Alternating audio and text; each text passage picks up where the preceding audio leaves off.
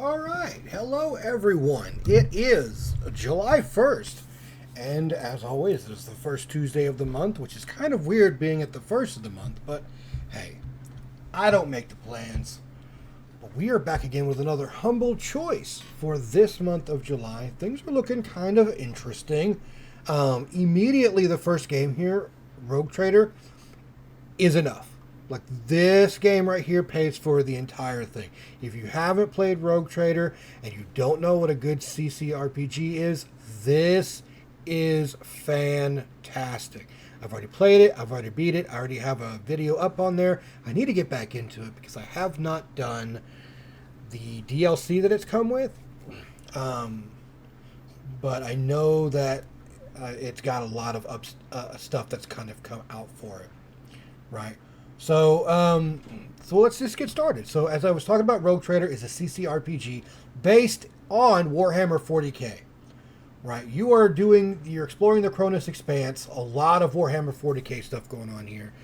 If you don't know about Warhammer 40k, you're not really going to be lost too much because it kind of really explains it. But if you do, it really expands on that lore that you may know. So this is one I don't mind giving away since I already have it, right? So as of right now, hey, leave me a comment. Let me know if you've played it. Let me know what your favorite Warhammer 40k is. And we'll see about, I don't know, giving it to somebody who would actually play it. Yeah? Now let me read a little bit about, just maybe to kind of pique your interest. It says, begin your adventure aboard your personal giant void ship, traveling between the multitude of systems within the Chronos Expanse, a barely charted and incredibly perilous region of space, despite being considered a backwater of the Imperium. This region encompasses an enormous stretch of the void, filled with dangerous creatures and prodigious opportunities for profit and exploration. So you do have a whole crew. Like, you get, because like just like other CCRPGs, you get a whole bunch of different people on here. I never got the Space Marine guy, which sucks, because I guess he was one of the better guys that you could get, but again, why I need to play the game again. This is Rogue Traders Rogue Traders never travel alone. Gather a retinue of righteous heroes, twisted psychers, and perfidious Xenos. Those are the aliens. All of them are ready to follow you into the darkness between the stars. They will offer you counsel, aid you in battle, and allow you to amass ever more power. In return, you can guide them through their own personal journeys, changing their destinies forever. So if you like Baldur's Gate 3, Pathfinder, any of the Pathfinder games, these are done by the guys who did the Pathfinder games, you will love this game, as I have myself. Next up, we have Cat Quest 3. I don't even have 1 or 2. But I guess these are like sort of action RPGs where you play a cat. Get whiskered away on a hearty cat adventure in Cat Quest 3, the third installment in the award-winning Cat Quest series. Play as a swashbuckling pervertier in this 2.5D open-world action RPG set in a fantastical pirate-themed world, the Peribian, an archipelago swarming with pirates.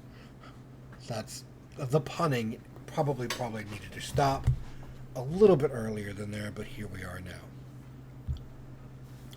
now. Searching for the Northern Star, a long-lost mythical treasure, alongside your trusty spirit companion. Set sail through the Peribian in your very own ship, but be aware the seas are dangerous and a mutiny is nigh, as the hordes of pirates under the order of the Pirate King hunt you down. It's the cutest action RPG you know and love returns for your colorful adventure filled with furiously fun gameplay. Yeah, I'm done. It's like 1 or 2 puns, fine, but like every bit is pun, I'm done. I can't do it anymore. But it is an action RPG. Really kind of interesting, it looks like. The graphics are cool. If you like that sort of thing, hey, whatever. Next up, we have Death's Door. Now, this one is actually supposed to be really good. It's like a roguelike RPG, action RPG, where you play a crow that kind of is in hell, I guess. Reaping souls of the dead and punching a clock might get monotonous, but it's honest work for a crow. The job gets lively when your assigned soul is stolen, and you must track down a desperate thief to a realm untouched by death, where creatures grow far past their expiry and overflow with greed and power. Yeah, that sounds about right. So you've got talent sharp combat. Utilize melee weapons, arrows, and magic to overcome a fantastic array of beasts and demigods. Mistakes are punished and victory is rewarded. Gain an age by customizing your character stats and mastering the abilities and upgrades you obtain. But it's a very dark world, yeah? Because you are the Reaper. But, I mean, it's garnered a lot of respect, yeah? I mean, it's got a very positive 94%.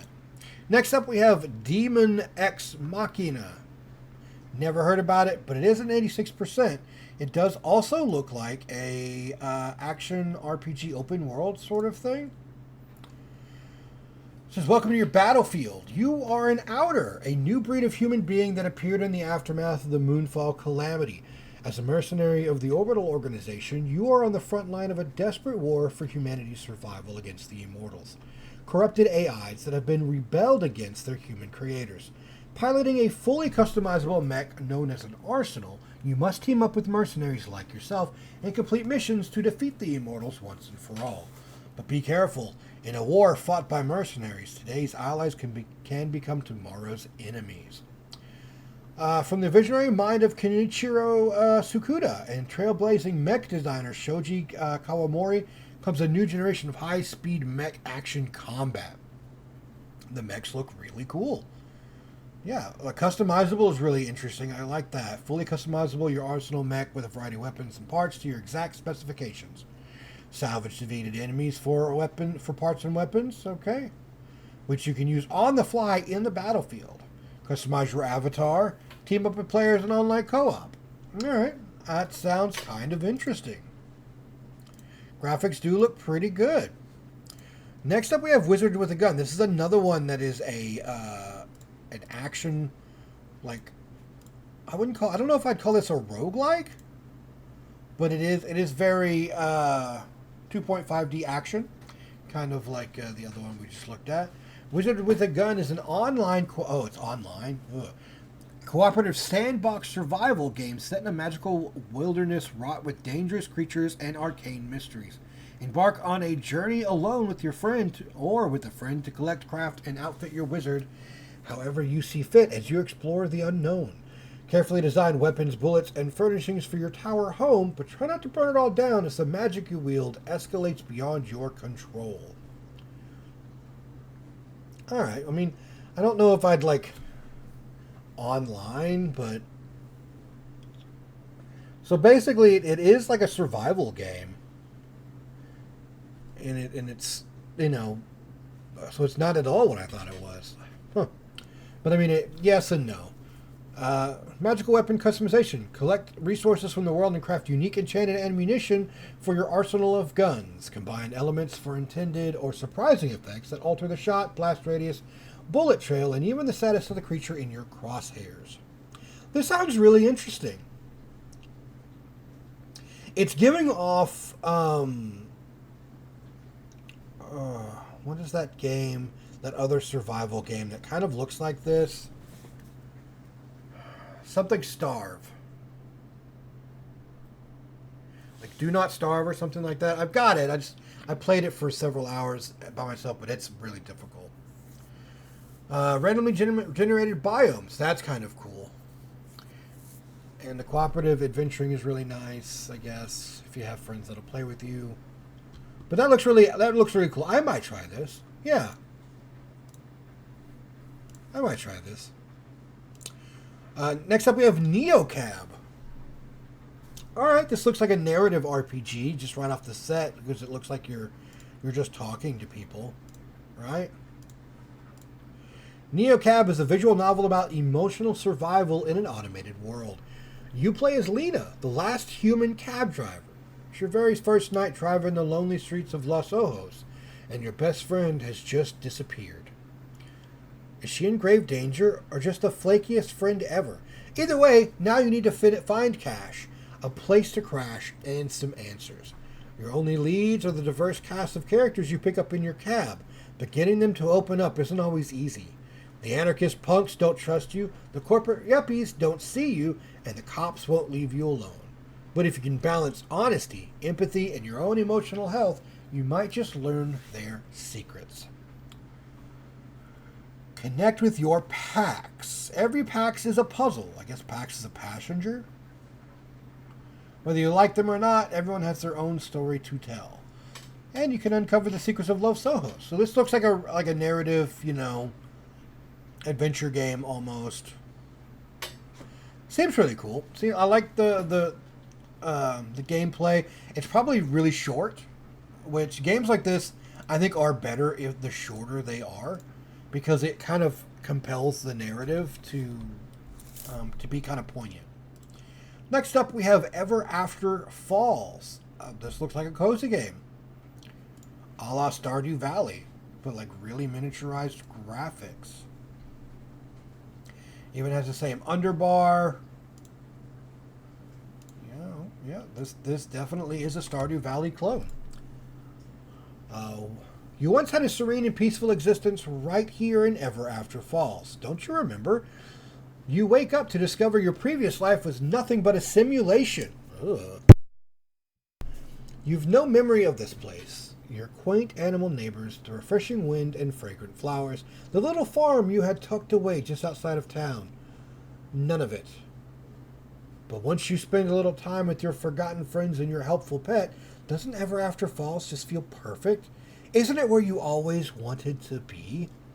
Sure, you'll need to farm fish and fight your way to prominence in the tiny, cozy town, but you know your way around a sword, right? You know how to water your farm and progress the dungeons. You know how to upgrade your stats and beat back tougher and tougher enemies, don't you? Just give those cards a good chomp and you'll have everything that you need. Okay, that's weird. Of course, if you need a little help, don't worry. Automated drones can expand your inventory, tend your harvest, and help you in fight.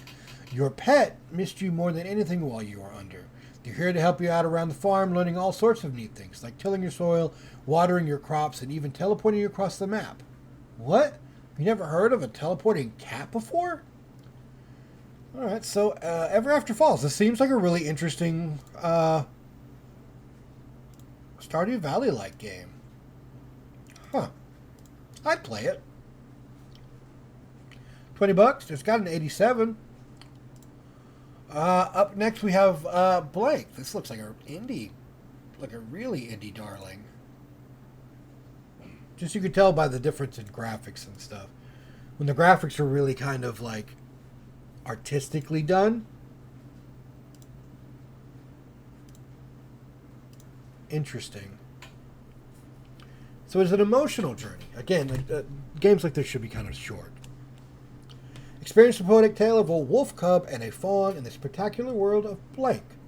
Lost in a sudden snowstorm, they have to lean on each other in order to follow the footprints their families left behind in the snow.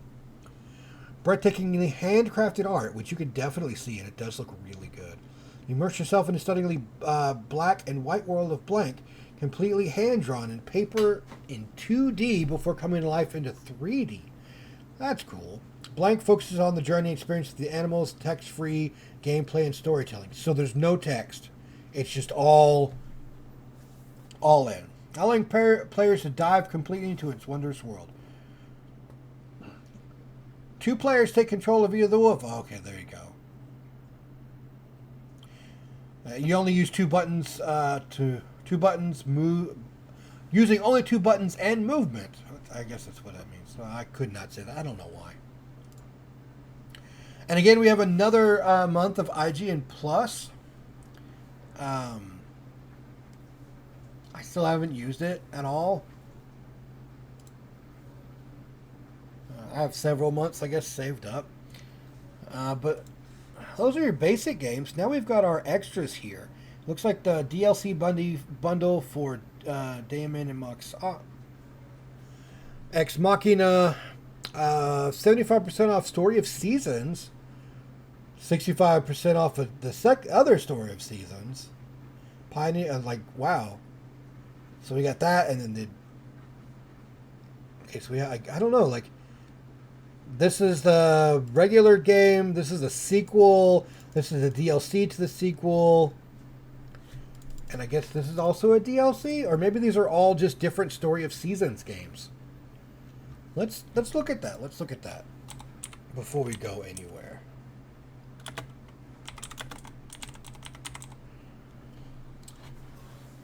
Okay, so it's giving you...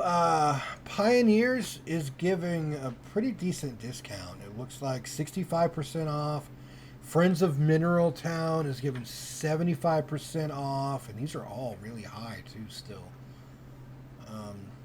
Pioneers is giving us 65% off. And the other one is 50% off. So it looks like this one, Pioneer of Seasons, actually kind of came out recently, it looks like. But again, it's just... This is kind of like... the Story of Seasons are like Harvest Moon-esque games. They're not like Stardew Valley. Because there's no fighting. There's mining, but no fighting. Story of Seasons, Pioneers of Allentown, and Expansion Pass set.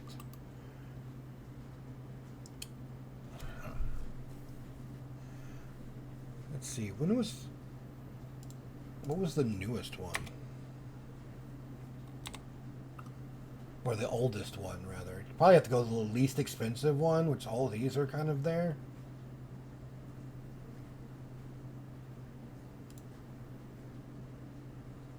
Because none of these give like an... I guess you could kind of go down here and look at the date, right?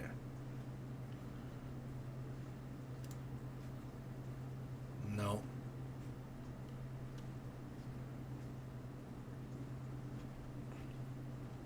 But that's cool. Like those coupons are actually well received, I guess. I already had to get a 10% discount. I'm not gonna worry about that like at all. Yeah. But there you go, guys. Those are your games. Remember, this one I have, so I can go ahead and give Rogue Trader out. I don't know if I have Death's Door or not. Let me look. I do not. I thought maybe I'd got it once before, but I don't. So... Again, let me know in the comments if you've played this, if you like Warhammer 40k, what other Warhammer 40k games you got. If you'd like to see any of these games actually played, I wouldn't mind playing Wizard with a Gun. Neocab seems to be a short game, and Ever After Fall seems to be cool. But until then, guys, be kind to each other, and I'll see you in the next one.